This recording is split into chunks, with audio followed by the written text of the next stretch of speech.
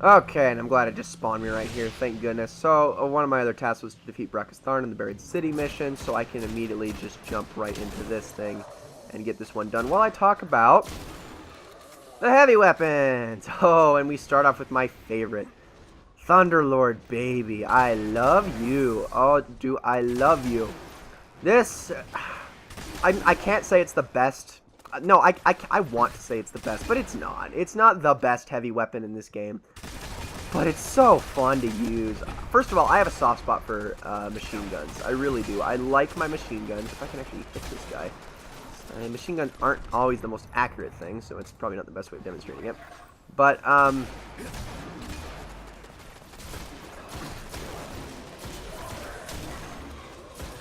okay. I love machine guns. I do have a soft spot for them. They're incredibly useful in PvP. Because the only problem with using rocket launchers in PvP is you're limited. With machine guns, you're not limited as much at all, as a matter of fact. But Thunderlord is an amazing machine gun. It's basically everything you want out of a machine gun. Now, granted, I have found a legendary one that I think not necessarily beats it, but it's just as useful. I mean, it's almost as useful, and I think useful enough to where it kind of renders Thunderlord useless as taking up your exotic slot. You might as well be better served in PvP. And that is a gun called Against All Odds, which can be obtained from the Crucible Quartermaster. That's an amazing gun, especially with maximum ammo capacity, because you can freaking hold like 75 rounds on that thing in PvP, and that thing just goes to town because it's not even a fast rate of fire gun. It's just high impact and kills things in 4 shots. Here's Thunderlord, okay? Now, Thunderlord, Feeding Frenzy, kills with this weapon, increase reload speed for a short time, and lightning rounds. The weapon fire faster and more accurately longer the trigger is held. On top of that, it has a hidden perk, and you may have seen it activate once or twice. Firefly, which is an ability where if you precision kill something, it causes an explosion around it. Thunderlord has that kind of as a hidden perk, but in arc form, and it's kind of, I mean, it doesn't activate that often. It doesn't activate with every kill necessarily, but it's pretty nice. Like, it can happen at unexpected times and get you out of a jam by killing quite a few. I mean, it's not as effective as Firefly, but it's still really good.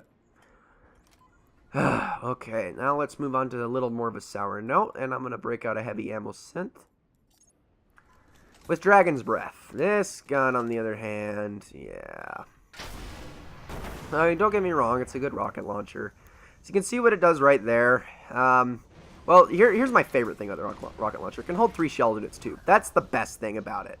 I think any rocket launcher that has that is a winner in my book, because I don't have to freaking worry about reloading in the Crucible. And I don't know. I like that. I do like that a lot. Its perk isn't that great. Also, I like that it occasionally breathes smoke. I do think that is actually kind of cool. Its perk isn't that great. As you can see, it leaves a solar flare. That solar flare doesn't last very long. It can be useful on bosses. I think it's trying to go for the same thing that the other exotic rocket launcher, Gjallarhorn's going for, in where it has a grenade effect after the initial explosion. And I understand that. I mean, it kind of works sometimes. Very situational, though. I mean, I think the best thing you can hope for with this gun in PvP is that people aren't going to expect it to have solar flares, so you'll fire it at them, they'll miss, they'll move back, and then, oh shoot, well, then they're dead. And if the initial blast doesn't kill them, the solar flare will. Like, that's kind of the point. But Gjallarhorn's a lot more effective at that idea. Not to mention the 3 shells is a perk. I mean, it's also pretty low velocity unless you have Javelin. Quick draw, heavy payload, it's already got a high enough blast radius that's a useless perk. Its sights suck. I mean, it's okay. I think the sad thing about it is that I'd have to say it is the best gun we got out of the Dark Below best exotic we got out of the Dark Below DLC. Which, that's so sad to say that, but I think that's true. Like, because every single gun we got, I mean, what else do we get? We got Fourth Horseman, horrible shotgun. We got No Land Beyond, worst exotic in the freaking game. And we got, what was the other one that we got? Oh, I can't even freaking remember. I don't even know what the other one we got was. Or did we get it? Or was it just those 3? It might have just been those 3, now that I think about it. I mean, yeah, it's unfortunately the best, but yeah. I mean, not a lot of positives to say about it. It's actually a decidedly average exotic rocket launcher. Let's move on to a not so decidedly average rocket launcher, and I'm gonna start killing these guys so I can use this thing at the perfect time to actually show this, because this gun, woo baby, this gun. This is called Gjallarhorn, and it is the most sought after exotic in the game. Everybody remembers when they got it. I certainly do, and I didn't even deserve to get it when I did, but I did. Boom, baby! Gjallarhorn, you see how fast I freaking killed that guy? You see that crap?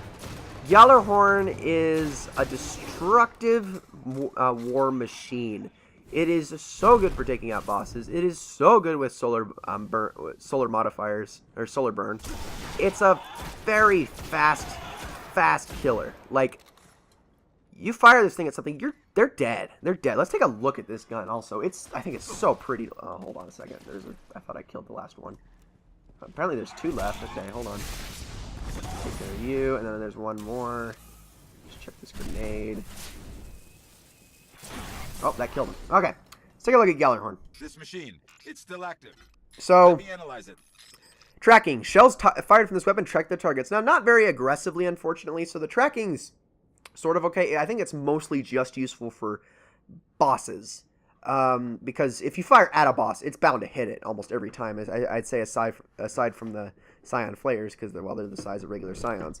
It also has Wolfpack rounds. Now, this is what makes Gjallarhorn so amazing. Rounds fired from the weapon split into tracking cluster misters upon detonation. While the solar flare that Dragon's Breath fire isn't guaranteed to hit whatever you fired at, these cluster missiles are. And that's why it's so amazing. On top of that, it does have a magazine or 2. It's not just one shot, which is nice. Not to mention speed reload. It reloads incredibly quickly. But it also has a hidden perk. And a very useful one at that. There is an ability, I'm forgetting the name of the perk that rocket launchers have. It's, I can't remember the exact name of it. But basically what happens is, I think it's proximity. It's proximity something. Basically, based on how close, if the shell gets near your target, it blows them up. It doesn't have to directly hit them. It blows up in proximity to them. That, my friends, is very, very useful on a rocket launcher, especially with the tracking. Things die fast to this gun. It shows no mercy. This is, I think the only reason I don't think this is the best exotic in the game is because heavy weapons in general, well, okay, this is definitely the most useful thing in raids for sure, but heavy weapons in general, you just don't have and I'm so glad it actually chose this strike. You just don't have as many options to use it. Like, I mean, you're going to be rocking special and primary weapons most of the time. Heavy weapons, you get lucky if you get ammo for it. And you have to use your synths and stuff like that if you want ammo for it. Which have a cooldown. And there is a cheat for heavy ammo that people use too. And that's really the other way to get it. But other than that, I mean, it's more situational, and I honestly think because of that, heavy weapons just in general can't be the best. I will definitely say Hawkmoon is a better gun than Gjallarhorn for that very reason. But when Gjallarhorn is used, and when you have the chance to use it, each shot you fire with that thing is the most destructive trigger pull you'll ever get to have in Destiny. That's what makes Gjallarhorn so good. That's really the only thing about Gjallarhorn. It's just destruction upon every trigger pull. That's what it is. Now, you do have to be careful with it because the proximity damage. If anyone's really close to you, you can blow yourself up with it very easy. But here's the only thing though, and I think it's actually debatable whether or not Gjallarhorn is the best PvP exotic. I would actually go out of my way to say Thunderlord is a little better, but I would also even say there's a better rocket launcher than it, and that would be Truth. I don't have Truth, unfortunately, but I have never in my life hated an exotic heavy weapon more than Truth in PvP because of how often, how fast it kills. Like, Truth also has the proximity, but that's actually an active perk. That's not a hidden perk like what Gjallarhorn has, unfortunately. But it has aggressive tracking, okay? Now, aggressive tracking is mean. Like, this thing, it freaking... how do I even explain this? It curves like a bullet out of the movie out of the movie Wanted. Like, it's ridiculous. Like, you shoot at something, I don't care how fast it moves out of your way, it's dead. You just have to fire at it. It's a goner. That's how it works. I mean, it is a nasty, nasty, nasty rocket launcher, and I have seen so many things die so quickly to it. It's not fun to deal with, and I really should have ether seeds running. It's not fun to deal with, and it kills so fast. It really does. It's a disgusting thing to mess with, and honestly, if someone fires it at you, you're gone. Goodbye. Also, it's void, which is useful. Because, well, there's just no other void exotics in the game.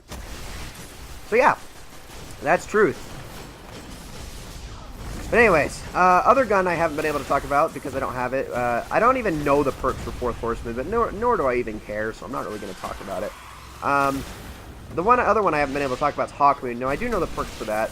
Hawkmoon has, I believe it's like a clip of 13. It's a hand cannon. Clip of 13, highest impact of any exotic hand cannon. Basically, without its perks, it's still killing you in 2 hits. Or 2 headshots, 3 body shots. But with its perks, it's killing you even faster. It has 2 perks. Both basically have the same effect. The first one is called Luck in the Chamber. Luck in the Chamber. Basically, a random bullet in your magazine does considerable bonus damage. If that bullet happens to be the one that hits your enemy in the head in PvP, they die. Like, on the spot. That's it. It's over. You're done. Because of its impact. It's ridiculous. I mean, yeah, don't F with Hawkmoon, guys. Don't. It's the most destructive gun. On top of that, it gets a second perk later that adds this to 2 more bullets in the magazines. So yeah, if it wasn't already... I totally stole those. If it wasn't already killing things so fast, let's just give it a perk that kills things even faster. That's Hawkmoon. It's a gun I want. It's a PlayStation exclusive until, I believe, September of this year. And everybody wants it. It's my most sought after gun. I've wanted it more than Gjallarhorn, honestly. And I remember when I got Gjallarhorn, I was pretty excited. And I was pretty also pissed off that I got it the way I did, too. I actually got Gjallarhorn through the Crucible, and in a very poor match, too, actually. I played pretty terribly. I think I got, like, 4th on my team. And it gave me Gjallarhorn. And I was actually kind of upset by it, but at the same time, I was like, dude, I got Gjallarhorn. I mean, I can't be that upset. I mean, I freaking love I mean, who doesn't want Gjallarhorn? I mean, yeah, but I mean, I didn't deserve it, is what I think it was. Which is that's another topic. I think things definitely need to be fixed as far as the Crucible goes when giving rewards, because the game is very bad at giving the right rewards to the good players. You actually end up seeing bad players get good rewards more often than good players in Crucible, which I think is ridiculous. Although I do notice in Iron Banner, people tend to get good rewards more often. Although never exotics, just the Iron Banner legendary Iron Banner stuff, which, I mean, you know, can't complain about that. That's how I got Felwinter's Lie, and I will never complain about that. But that aside, there's one more exotic to talk about, and I haven't gotten into it yet, and I really should. Is this gun. And this gun, I think the best thing about this gun is this is exotic shard. It's an exotic shard farm is what this gun is. And what do I mean by that? Well, if I can get, you know what, I'm going to use a heavy ammo set here right now so I can show it. This one has gotten through a bounty called A Voice in the Wilderness. Now, this is actually the easiest exotic bounty to complete, and it's usually the first one anyone did, because it only takes about 30 minutes to do. Like, you find some loot on Mars, you trade in a frame for a single strange coin to Xur, and then from there, you kill 200 enemies with, or you get 200 kills with machine guns, but not even that. Headshots count as 5 kills, so it's like, it's really only like maybe 100 that you get, or even like 50, especially if you're rocking a gun like Thunderlord. And you get this gun. Now, I don't even have this thing fully upgraded, and you want to know why? Frankly, because, well, it stinks. I mean, it's not the worst. I would actually say this is probably a little better than Dragon's Breath. But here's why. Crowd control, kills with his weapon, grant bonus for damage for a short time, and then also super good advice. Almost all shots that miss will return to your magazine. That's pretty nice. I can't deny. That is actually a pretty nice perk. If the stability on this thing didn't suck so bad, though, it wouldn't need it. That's the only downside to it. Its reload speed sucks. Its stability sucks. Its range is horrible. I mean, this is a gun that you fire. This is for firing into a crowd of thrall, which guns that are designed around that aren't good. They're just not that good. Yeah, super good advice. It's not a good gun. It's just not. And honestly, I'd rather have this gun equipped. And I can't recommend it. I mean, it's good for farming exotic shards. You get the bounty. You basically get a free exotic shard out of it that takes you like 30 minutes to get, and at the cost of only one strange coin rather than 7 or an even better exotic. That's what the gun is, and this guy's a moron. Am I gonna be able to get around this without? Okay, good. I'm surprised I didn't get killed there. All right, hold on. Now, continuing along. But yeah, that's all the exotics. That's all the exotic, at least weapons. I'll get into the armor of the other guys later when I get them all. I'm still lacking Obsidian Mind. I believe that's the only Warlock exotic I'm lacking as far as armor goes. Obsidian Mind, basically, the amount of kills you get with your Nova Bomb increases how quickly your next Nova Bomb comes. By a lot. So if you can get like a lot of kills with a Nova Bomb, you get a Nova Bomb again. You can just go around Nova Bombing stuff. And that's why Obsidian Mind is awesome. And I really want it. But it's the one exotic I don't have. And this guy dies a lot. Or these guys, I suppose. I mean, it's... yeah, I want Obsidian Mind. I really, really do. Like, really, really bad. But...